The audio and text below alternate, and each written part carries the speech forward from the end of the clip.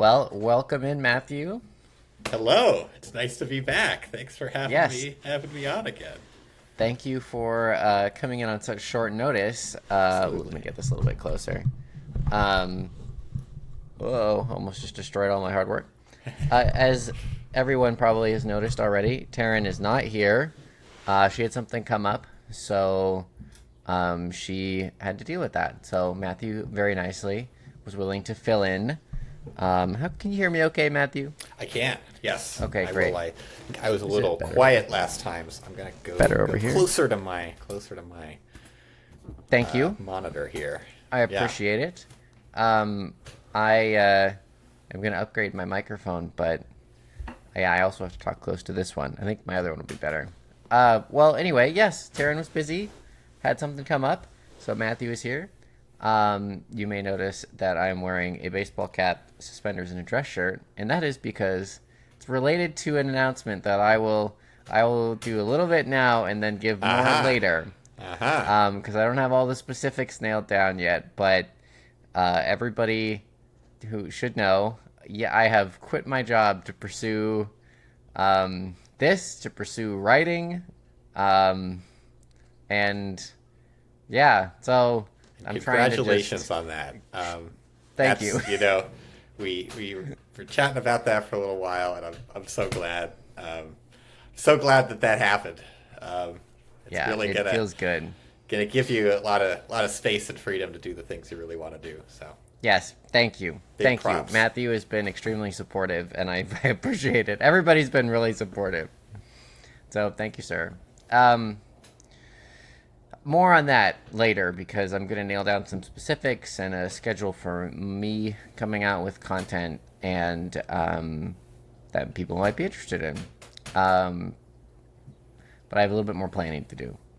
So I have Matthew. Matthew is someone that we have long conversations about just so many different things. Absolutely everything.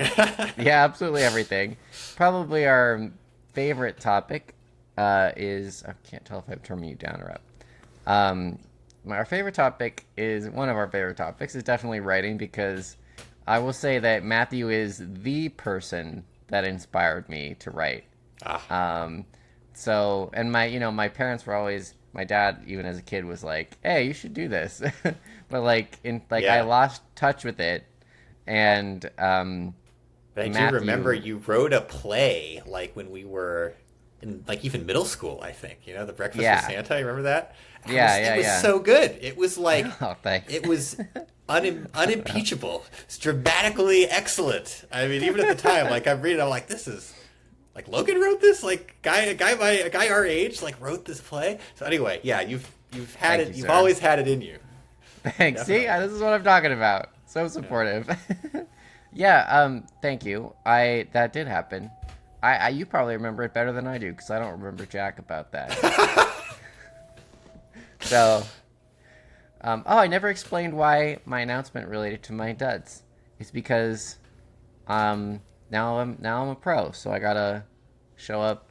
It's my job now. Yes. As long as I can financially. You need to show up in suspenders, a dress shirt, and what else? Would you like to show us what you're wearing on your lower half there? Maybe not. Okay. Only because I can't stand up. Okay. So, yeah, I was like, I gotta change into something, because I gotta, I'm showing up for this, and professionally. And I am currently wearing athletic shorts. So these are clip-on suspenders that are clipped. I don't know if you can see, clipped onto athletic shorts. But nobody needs to know that, Matthew. Well, for all they know, I'm wearing. Yes, they do. Because I was telling you earlier that now that you are, as you say, a pro, right? You're going to be on all the social medias, all the YouTubes. You're going to be a content creator with a presence all over the internet, and shorts and suspenders. That's your brand. Shorts and suspenders. That's who you are now. And I like that. You will never be anything else. I'll consider it. It's got a ring to it. Shorts. Yeah, because it's it kind of sums up who I am pretty well, too. It really does, actually. Mix of different things. The baseball hat. If there's anybody in the world who could pull off shorts and suspenders. I still think it's a 0 out of 7.4 billion or whatever. But if there's a 1, it's you. Thank you. I appreciate that. The only problem that I'm thinking of just now is that basically what Lederhosen looked like? That's true. That's true.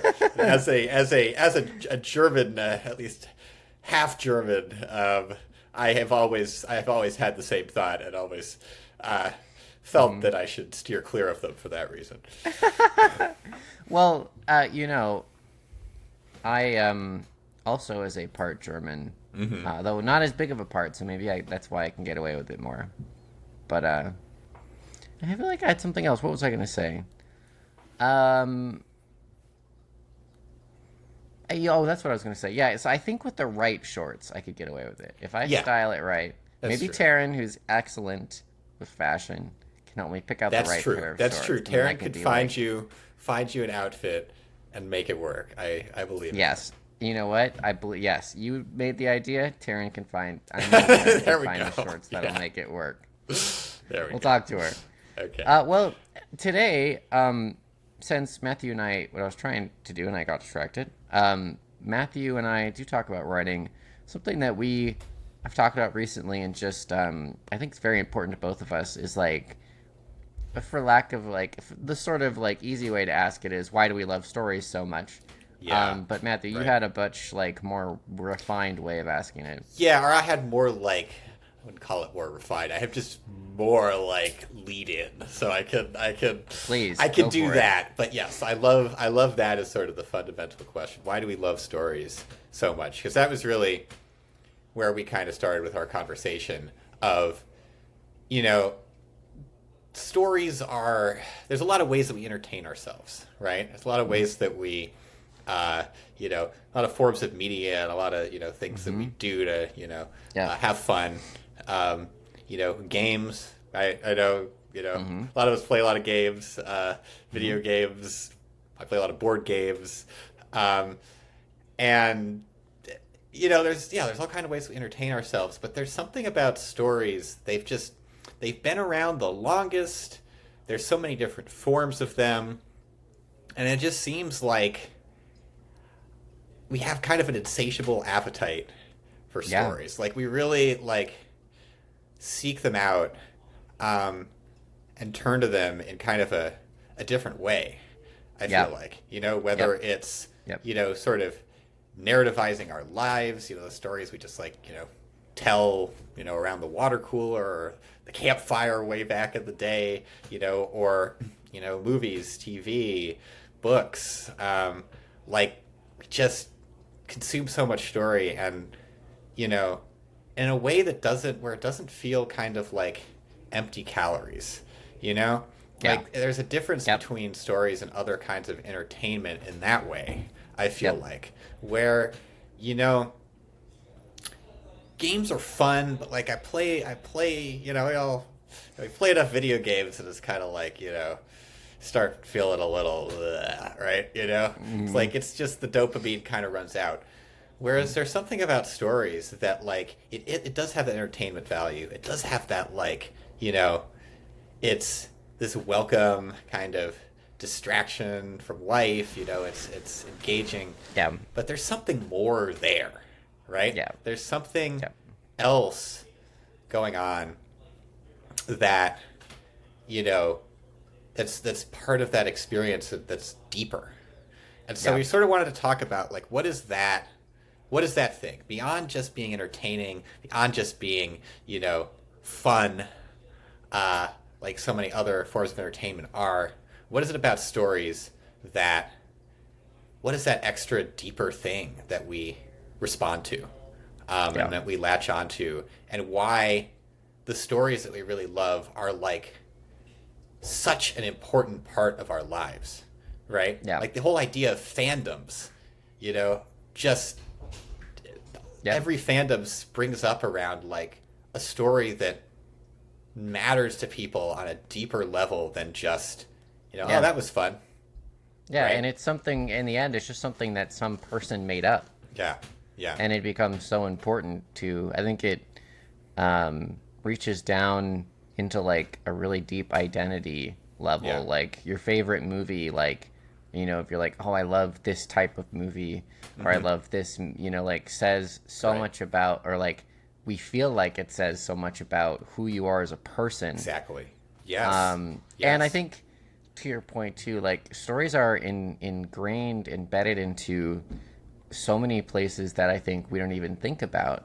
And like a lot of games, like, you know, we've been playing a lot of Apex Legends on stream, and there's not like a story to it. It's like a competition, but like there is a story to it. It's about like, you know, and I'm not super familiar with it, but like even it's like there is a history and a story, and it feels like the specific choices they've made to pull you into the game, because it's not just random soldier guys walking around shooting each other with, you know, faces that are forgettable. Like each character has this like, and part of why it's so, I think, engaging and fun and interesting is like each character sort of is like, just in how they act and what they say and their lines and their outfits and everything, that tells a story about them.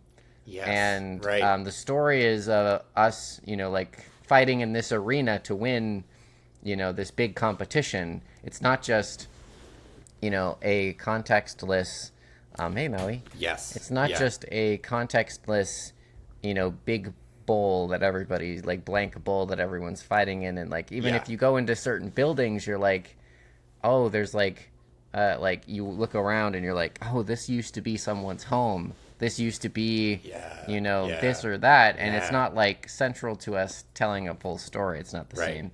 But I think that's environmental storytelling. Yes. Yeah, environment. Yeah, that.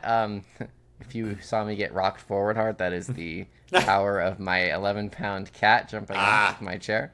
Maui, the MVP Maui. as always. You know Maui well because he loves to walk on you. Yes, he has. You know, he really likes occasions. Matthew is so, animals just love Matthew. So, but like you can't make something like, part of like Arc Raiders, another game, is so cool, is that the story, like the context of just you're in this post-apocalyptic world with these like strange machines and you're trying to scrounge to survive, and like if it was just you battling random robots, it wouldn't be as nearly as interesting. But like everything they did, the choice, the items, the like, you know, there's like an item that's a deflated soccer ball or whatever, you know, it's not just a soccer ball, it's a deflated soccer ball that you can, you know, it doesn't like, I don't think there's anything much more, but like just the fact that every single thing is a choice about telling you the setting and what the people on the top side went through, and you know, like, we have to have those elements in something largely to engage with it deeply. Now I think there's a different, in terms of like meaningfulness or something, but like I think there's a difference thing where it's like chess, you know, like chess doesn't really have a story or any of that other stuff to it, but there are things that people do purely for sport. But I would say that beyond being a chess person, that doesn't speak to the same deep thing that, like, you know, there's a reason why like there's so like TV and media and all that stuff is like way more popular than just everyone's not just playing chess. It's like the and things yet that makes me think of the Queen's Gambit, which is a story that literally got like, I think, over 1 million people into chess. Like I literally saw that like it got 1 million new people to join chess.com. Wow. But yeah, you're right. And it's a game that's been around for literally thousands of years. What got 1 million people to play that game? A story. Yeah. And I think if we sit down and ask ourselves, what are some of the most important things? I think especially you and me, but everybody, like, what are the most important things to us? What are the things that we choose to do in our leisure time? We choose to engage with stories in some way. Like, okay, you have a hard day at work. What do you want to do? You want to go home and you want to watch TV with your family, whatever that is, or just watch TV or listen to a book, or, you know, even like you're going on a run, which you're doing because health is really important to you or whatever. Like, what are you doing? Are you listening to a podcast? Are you listening to a book? You know, music even itself has its own sort of like, you could argue that the emotional tones of music tells a story that you relate to.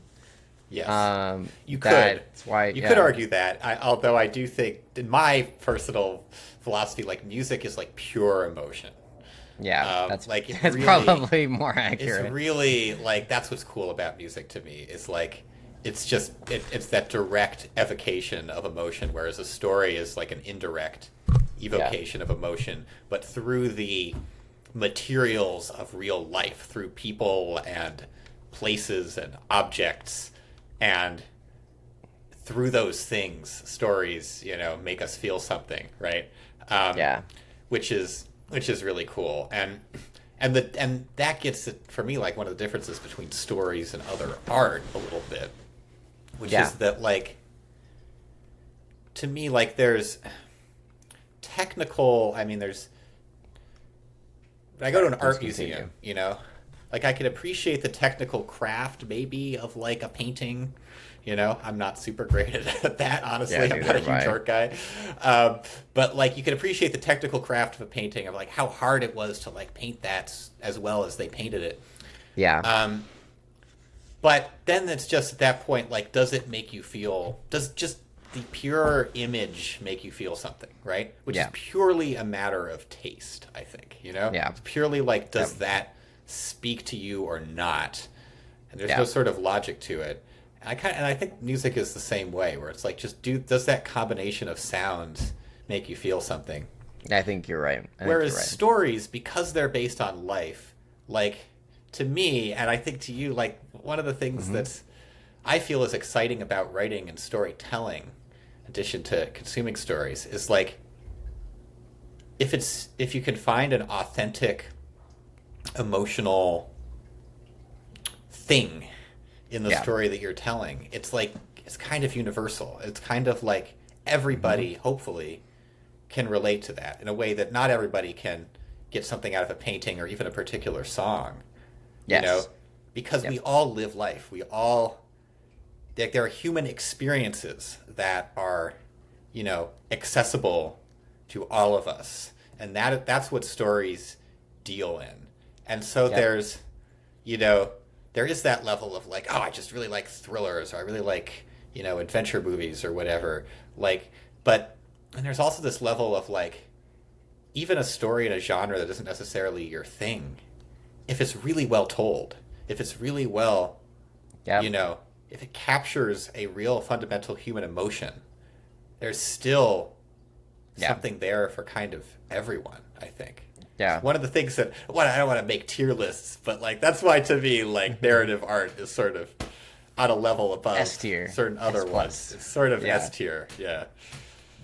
I feel the same. And trying to like, the interesting thing that I think I've done with that is like, when I really, and something that I think maybe as a writer we're both prone to, is when we really, really enjoy a story, we sit down and we ask why. How does it work? And there's, people can usually come up with an answer of why, and that's usually why they like, they watch it and they're like, oh, that was great. I just really like, some people don't maybe make it all the way to like dissecting what we do in terms of like, why did we like that from like a, craft perspective. But I think what we all do is like, oh, this is really like, it hits you at the right time, or like, but all of that stuff is just to say that there's something inside your mind and your emotions and your, whatever, that it struck a chord with really well.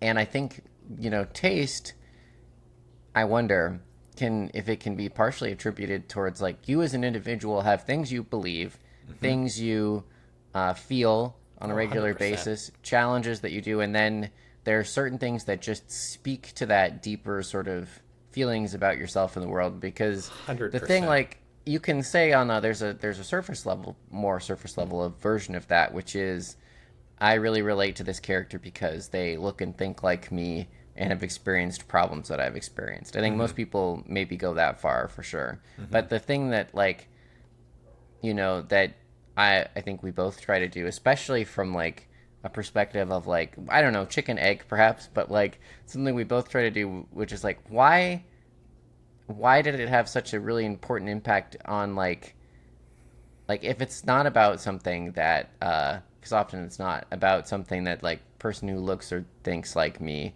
but it's like about, I don't know, Wally, like a robot.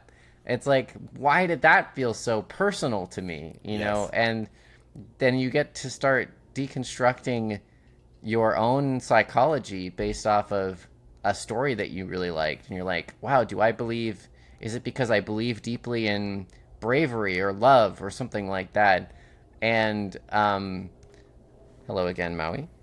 And, I think that's part of why they're so like reverse engineering. It's almost like that's why they're so important to us, is because non-narrative art, like you said, is more about just experiencing or feeling that emotion. But like to be able to mix the I believe this, I can say that I believe this, the emotions I feel about this or that or the other thing, and then like mix that all together into words that you can express, or you can be like, let me show you this movie so you understand, like, I just love this movie, like, this is me, this is an expression of something deep within me. And I'm not saying it's super well, but Matthew's definitely, between the two of us, the person who can like capture things very specifically. And you are really good at it too, though, to be fair. Thanks.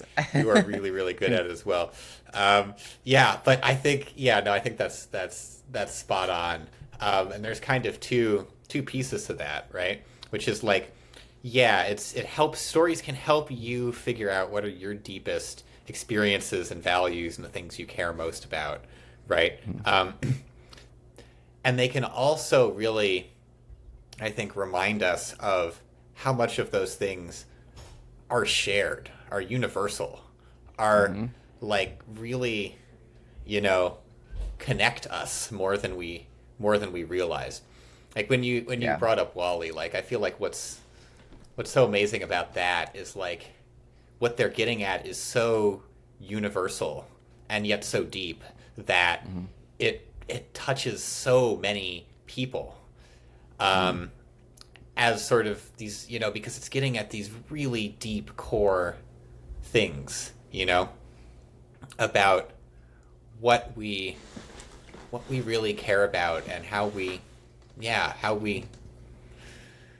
are as people, like it's like last episode I was on, I mentioned that cork board that they had up in Pixar with Wall-E, and it's like they were like it's all about love. Like they were trying to say all of these deep and nuanced things about love, and not just like Wall-E and Eva loving each other, although that's part of it, but like what does it mean to like this little robot being the savior of humanity, sort of by accident, and what that reveals about like how anybody can kind of be a hero, and take on that role of anyway, there's just so much there, but it's so universal. It's so it hits, it's deep, but it really is like something that is so deep that it transcends just like the little differences between us, Yes, and there's in it a couple things that come up for me when you said that. One is like we it's an interesting like part of like our differences in the kinds of stories we like are, because when you get down to the brass tacks of like what's the story about, you and I really emotionally respond to a lot of the same things but some different things. Like I really love Lord of the Rings, and that's a story of like good versus evil and heroism by like mortal people putting themselves at risk, which is stuff that I through us talking about why I like Lord of the Rings so much, determined that I like believe. I like that stories help us do that too. Yes. But trying to remember my second thing. I always do that. Say, oh, I got to talk about this, and then I'm going to get to the thing I really wanted to say. I remember. Okay. And I think a really interesting point in all this, Matthew and I both write, and I think Matthew, I probably should have mentioned this earlier. If you are listening to this and didn't listen to the other Matthew episode, Matthew has some pretty good creds on his side. He's currently you teach an introduction to writing class to freshmen at UCLA. So much fun. Yeah, which he's a wonderful teacher.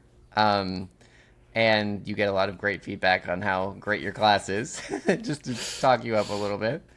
And Matthew has, I think, technically 3 degrees in writing, like philosophy undergraduate, a graduate degree in journalism, and he's about to finish up another graduate degree in screenwriting at UCLA. So Matthew can speak with some authority on these topics. And he has imparted much of his wisdom to me, which I very appreciate. As has Logan. It's been a two-way street. For like the last 2 or 3 years now, we've been really working at this together. Trying to get to the bottom of this question that we're talking about right now. Really. Yes. At the end of the day. But and I think go ahead. Sorry. Something that is interesting to note too, that I think maybe for a future episode when you're on, is that we are so like compatible as writers, but also like the core of how we write comes from 2 very different places. I'm completely intuitive and you're more structural, which together is great because then you get you get Absolutely. good aspects of both. But that's absolutely true. Yes. So like the way I've always approached writing, like almost like kind of an engineer, like very like, what's the structure? How does it all, how do you make the turns in the story all work? Like, how do you make it work? Like the word work is like very like essential to how I approach stories. And of course, like there's this whole other part of it, which Logan is really wonderful at, which is like, why do I want to tell the story? What's it really about? What's the, like emotional? Yeah, what's the emotional layer? Who are the characters? How are they? What's their psychology? How do they approach the world? Yeah, like the very intuitive, humanistic kind of emotional stuff. And you can't have a story without both of those things. And so exactly. And so I essentially go on 5. Whatever I'm like, does this feel real or does this not feel real? Which leads me to get to those things. But also, the structural, and this is, I kind of wanted to get into the craft sort of analysis of this question too, which is an interesting point, I think, that helps prove everything else that you've been saying. But like, that we've both been saying. But like, it leads me, like, those items that you need to feel, like great stories. You're not feeling the craft. You're not feeling the, like, expert... it's like floating on a cloud through the movie or whatever. But like if it doesn't have those things, you're just like, what? This is like totally takes you out of the, 100%. Suspension of disbelief. Exactly. So both are really important. And I think the interesting thing about this question, which is like, okay, we have talked about, why do people respond so deeply to stories like narrative art? And from the creation side, it might be interesting to hear that a very difficult truth that we've come to is that there's no way to game, people are going to respond to this. I know that, like, I'm going to make a story about this thingy because I know people are going to respond to that. It's almost impossible to write like that. And you have to write from a place of, I need to talk about something that's important, feels important to me. Because we've done this. Like, we had we've had a couple projects that we've worked on together that we've been like, on the surface, this is cool and engaging and interesting. But then when you're trying to execute it, it's like, something's just not there. Man. Yeah. Yeah. And that's the hole. That is the like hole that you can fall into so easily. Totally. And like you said, there's no way to game it, and you have to be your own first audience. Like, you have to be authentic to something that you are wanting to say. Yeah, put out, and you have to really be like, what is the thing that I really want to see that I haven't seen, or I really want to read that I haven't read. And you just have to be so exacting about that, I think, because the other part that's really hard is this thing that Ira Glass, the host of This American Life, calls the gap, which is where we, as we've been saying, we all love stories so much. We've all, consumed so many stories in so many forms. We know what a good story looks like. All of us do. Literally, it's impossible to be alive in this day and age and not know what a good story is that you respond to. And yet, if you haven't recently sat down to try to tell one, you may find it's a little harder than you'd think. To get just because you know what a great story is, just because you can feel it when you see it, doesn't mean that it's easy to do. And and yet the work, I would say, the work of doing it is just trying to close that gap.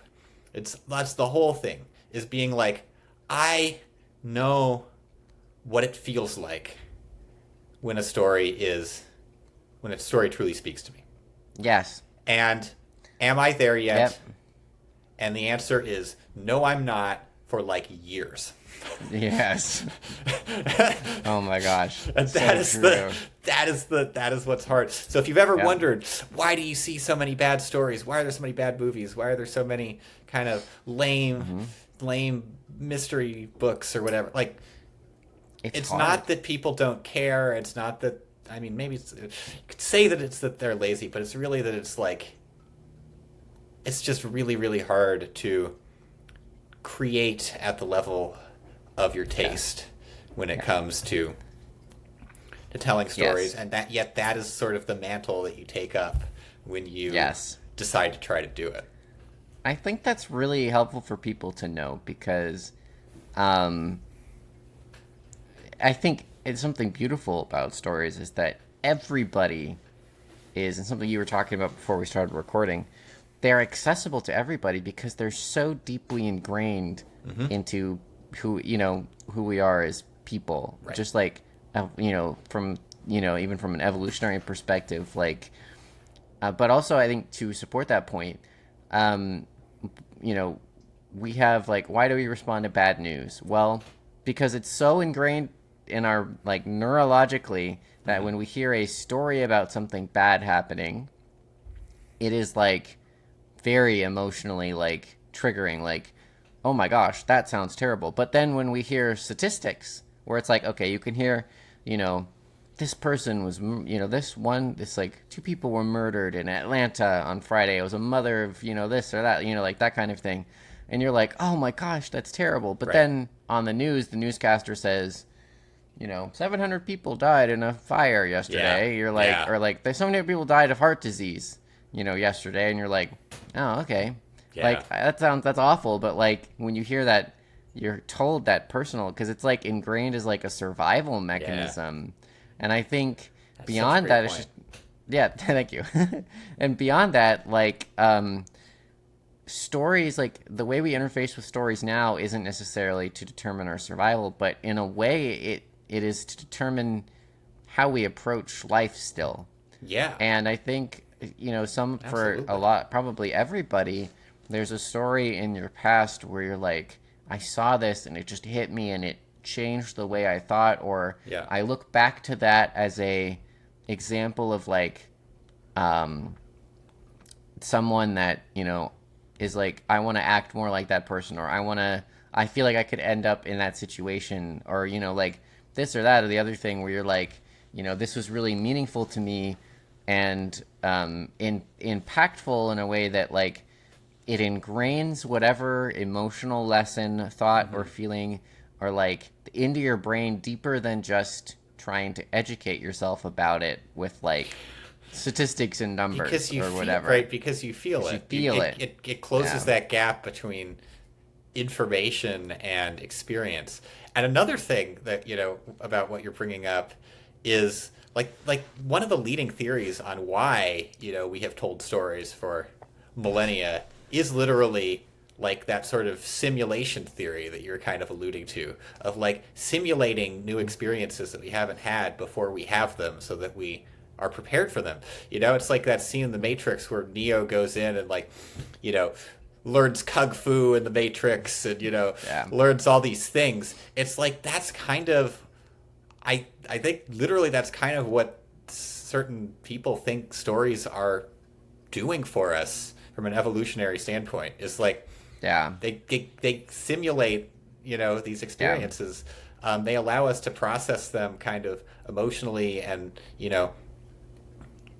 think ahead to how we would respond, how we would deal with them. And yeah, like that was really important way back in the day, in the, campfire days, but it's also really important now, So important. Like it's actually even arguably more important now, because what stories really can simulate is like the emotional experience of something. They can really like help us understand and process the emotional experience of something, rather than, like there was some value in, hearing the tribal leader be like, I slayed this tiger today and here's how I did it, and we imagined ourselves going out there and sort of practicing in our brain for how we slay the tiger when it's our turn to do it. Like there's something there, but really what we're preparing for is like imagining slaying the tiger and imagining that fear, and from a young age coming to grips with like that fear that is going to be built into our lives, because we have to go out and, I don't know why I said tigers. You're not killing tigers for food. Something else, woolly mammoth. No, you got attacked by a tiger. You got attacked. Well, whatever. Yeah. Right? It made sense. Really what it's helping you come to grips with is like the emotion there, and like that still is relevant as ever, right? Both for like the experiences that we might have in the future, but also for like understanding other people's experiences and just having more empathy. I think that's something that, we've talked about, as, something that we value, and like, that's what stories are at their core. They're empathy machines, right? It's as you're talking, I just keep thinking of other things that like, I feel like stories do like that. Like they allow you to see a different perspective. They allow you to feel and understand something.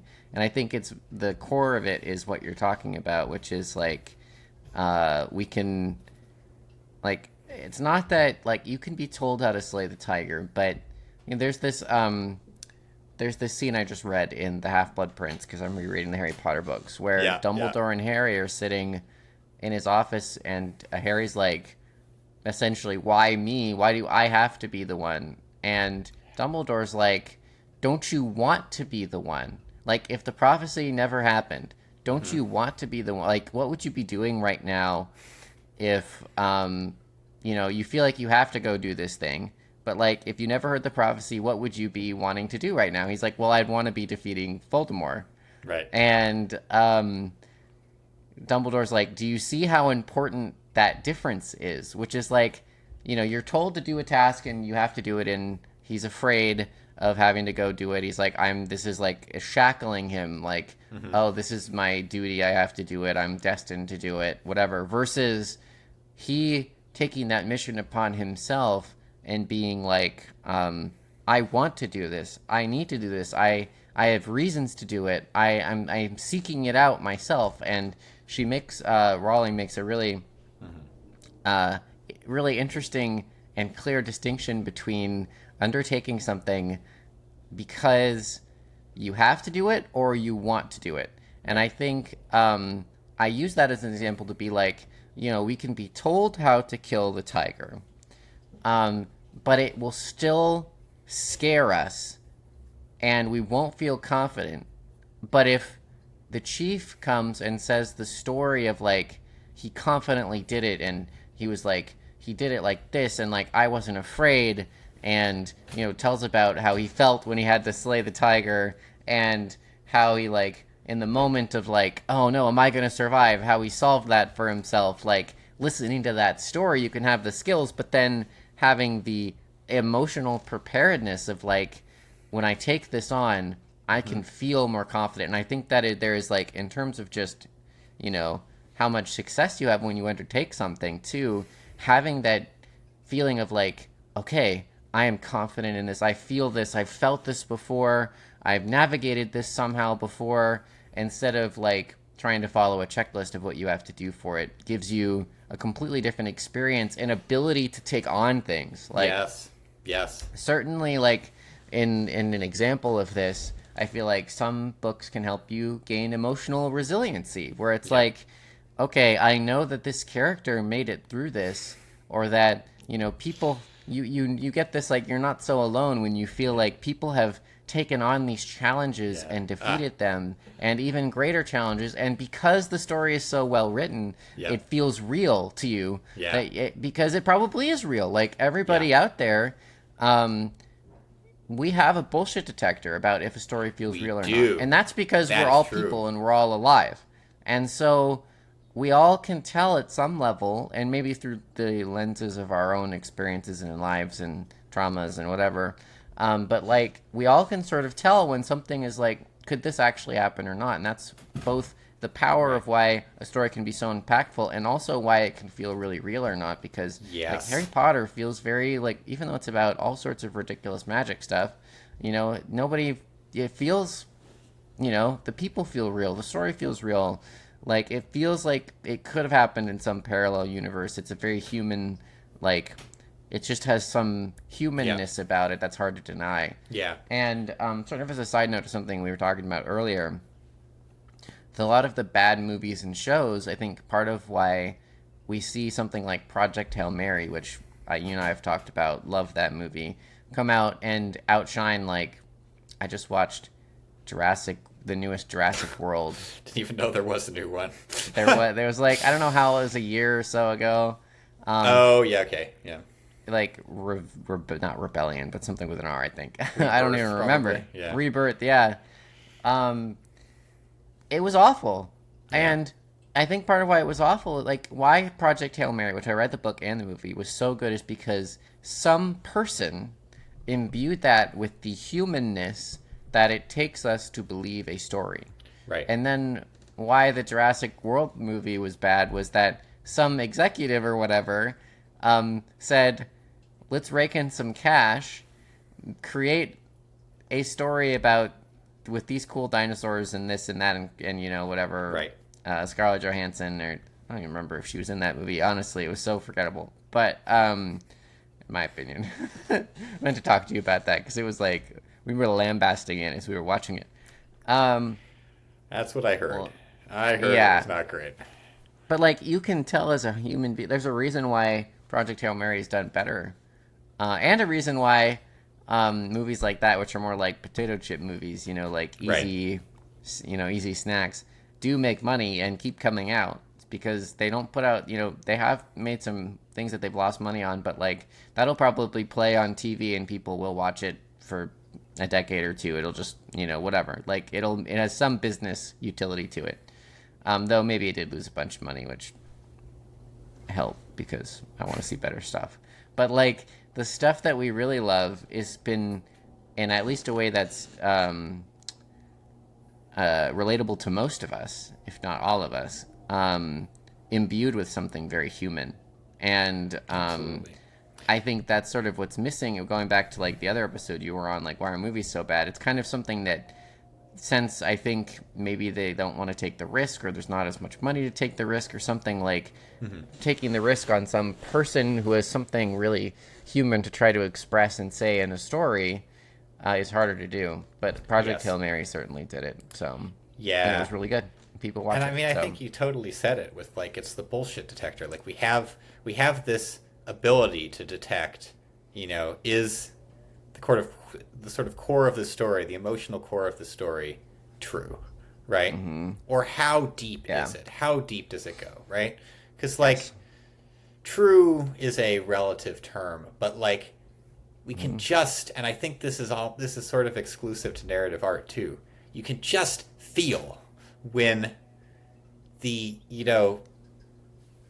storyteller has dug down all the way to the core of the thing. Like, WALL-E is one of those movies where it's just like, you just, it's not, they're not just doing things for the sake of drama, even good drama, like everything comes back to this, really, and it's even hard to articulate, right? It's hard to sit here and like articulate exactly what it is, but like that's what that corkboard was for.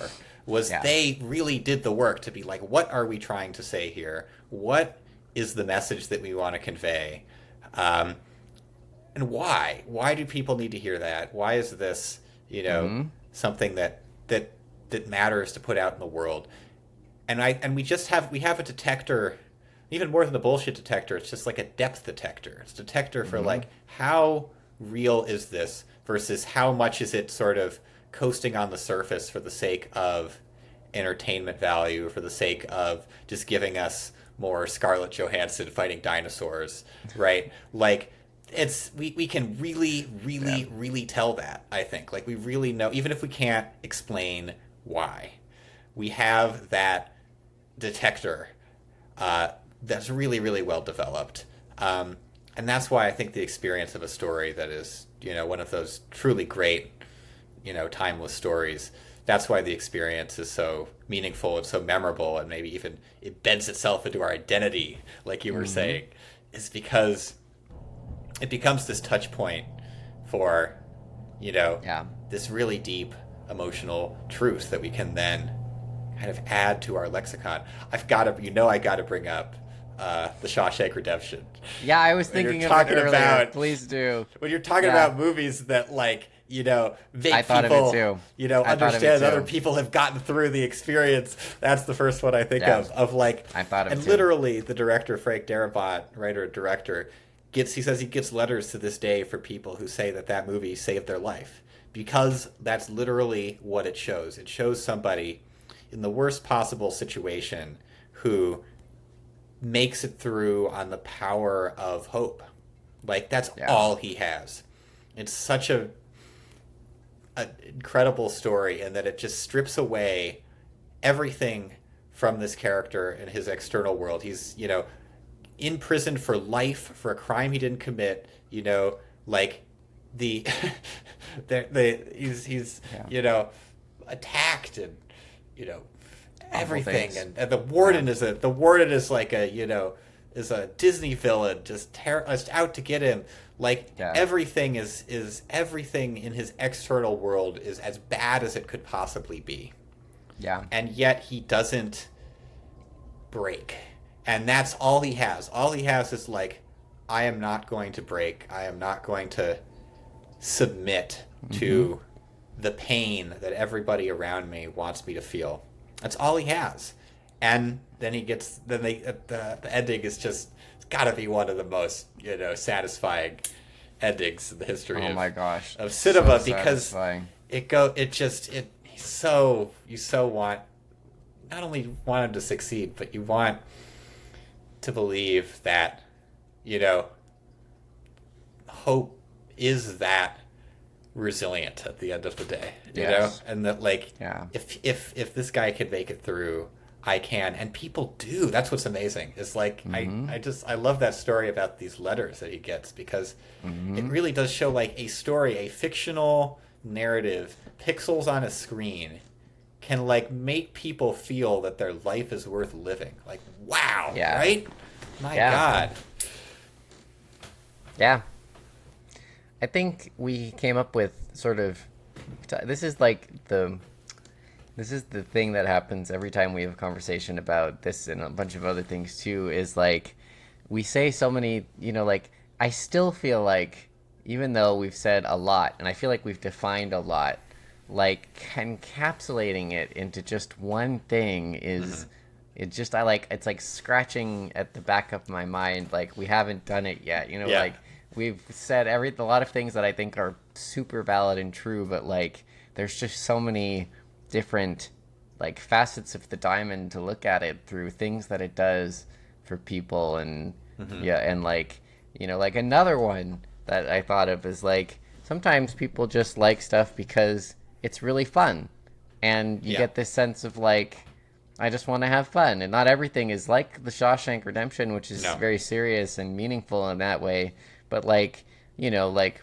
looking back on like SpongeBob or whatever, like, that was like, I look back on that, I'm like, that was so funny, like, it was very like, but it was important to me because it provided this sense of like, irreverence and fun or whatever. Yes, but it's also like what makes SpongeBob so great. I love you brought that up. What makes SpongeBob so great is like it's that, and then it's also like like all of the memes that are like yeah, this really hits when you're an adult. You realize Squidward, yeah, Not you realize what Squidward really meant here, like that was it bridged that gap between really delightful humor and stuff that was real, stuff that was emotionally real. I mean, if you want to if you want to encapsulate it and put it into a nice little box, I feel like that's what it is. It's like stuff that's like emotionally real, right? And like other that art you can forms, take with you. You can take with you. Giving you a gift of something that's emotionally real that you can take with you. Take with you because in an embodied way. Because that's the difference between other art. Is like arguably the kind of the emotions behind a piece of music, the emotions behind a piece of painting or whatever. Painting can be real, but they're so abstract that like I love listening to a certain genre of folk music that's just really sort of bittersweet and emotional, but I listen to it and I have this deep emotional experience and I stop listening to it and it's like, what do I do with that? What do I do with that really deep, profound emotion that I just felt in my life? And that's the gap that stories bridge that no other art really can, I think, because stories are about life. The material, the subject matter of stories is people and places and events, and it's the material of our life. So it's making an argument for not only, the emotional truth of our lives, but like what that looks like in context, what that means. I like that. It's meaning, I like right? that That's the thing that's missing. When I listen to that beautiful folk music, I feel something deep and maybe true in a way, but there's no meaning behind it. It doesn't attach to, what does this mean? Why does this matter? And stories make that link. Yeah. Yep. Totally agree. That's such a good way to play, I was going to say place it. That's a good way to say it. It's a meaning that even if, for me, I've listened to a lot of books, read books, of course, but I'm definitely more of a listener. Yeah, me too. Me too. And you take, I feel like when I am done reading a really good book, even if I don't remember all of the details of everything that happened, you take that kernel of meaning with you into life. And I've looked back on different stories and stuff that have been important to me, growing up and just in my adult life and everything. And I'm examine sometimes when I examine actions that I've taken, I'm like, oh, why did I consider, what was that the emotional response or action that I took to this? And I'm like, oh, that's because, Aragorn or whatever, yes. I found his kindness towards whatever, kindness towards the hobbits, just because they're weaker doesn't mean that they're, less than. And I can reach back to that and either use it as a touchstone for a belief that I already have, or I can help bolster my own belief about something by touching back to those stories. And I think on an instinctual level too, on an instinctual level, if you don't have, I've never heard of anybody ever encountering something and being successful, or we already kind of sort of talked about this, but not even in a remembering the story that it even influenced you in that way, just your brain as a way of cataloging these on a really deep level too, that your feelings, even if you're not thinking about it, your feelings are influenced about it, and they change you totally in a way, or for so anyway, I'm gonna leave it there because I think you encapsulated it really well. No, for sure though, it's it's adding to our emotional lexicon, and our shelf of emotional experiences. Yeah, that's a good way to say it. It just it gives us more and we get that by living life. There's only a few ways we get that. We get that by living life. We get that by, to some extent, reflecting and thinking, although that's sort of limited in a lot of ways. Yeah. But the other big way is stories. You either go out and you fight the tiger, or you hear the story, or you experience the story. Those are kind of the two big ways that you learn what that is like. That idea of like what is it like, to do that, to be in this person's shoes, to feel this thing, to lose someone, to fall in love, to fight a tiger, there's really only two main ways that we can approach that. Living and stories. One is doing it, and the other is stories, right? Yeah. In honor of Taryn, I will say something about doing it. Hold on. Oh, God, yes. Oh, man. I can't believe you made it this long without that. Once again, very impressed. Yes, Matthew has been very impressed with my ability to not make really awful sexual jokes for, more than an hour. So, doing it. Like, no, yes. I need Taryn. I can't think of something. I lost it. I kept talking about it. I should have just come up with a joke.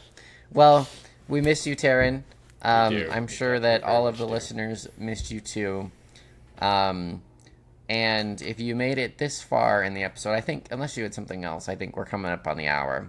I think that was great. Really great. Thank you so much for being here. And, always fun. Always fun. Yeah, I think we did this question justice, at least until we ask it again in a year and our answers are much more defined or different. Exactly. We came in with the very, very vague ideas of what we want to talk about, and hopefully that was interesting. Hopefully we got. Yeah, hopefully there was something there. I think it was great. No, I think it was great, and I think we said a lot of really good specific stuff. And part of that's because we've talked about this so much before. Yeah. So usually at this, if someone's made it this far in the podcast, we usually Taryn and I have been giving them a secret phrase to say if they're streamer listeners. Oh, so I'm thinking I will show my lederhosen, my shorts here. So I got to move my that was my whole table. I got to move my chair. Suspenders. That's got to be shorts and suspenders. Got to be the phrase, right? Yep. I'm going to get up and move my chair really quick. Yeah. But I think that oops, spilled my water. I think that my the phrase for this week is going to be, sorry, so much messy stuff back there. Should be something like, didn't you like Logan's pants, or something about Logan's German pants. They're like Logan's German pants. Yes, any reference to Logan's German pants will be accepted. So here you go. Here are my. There they are. Yeah, my shorts. You want to do a little jig for us? A little whoopah? If someone were to pay me, I might. How much would? Yeah, it's like how much you gonna pay me? If we're being completely honest. Probably like $100. $100. Wow. And I do a jig and record it and send it to you. So. Well, okay, yes. Mm-hmm. Logan will be on Cameo soon, so you too can get your own. I could join fanfics German like Taryn. jig. Yeah. Check out Taryn's fanfics if you haven't checked it out already. You can talk to her and send you stuff. I don't know. I haven't. I have to admit I have not been on there, which I think. I need to get on there and check it out. Anyway, thank you everybody for listening. Thank you, Matthew, for being here. I think this was a great one. And have a nice day. Logan's German Pants. Logan's German Pants.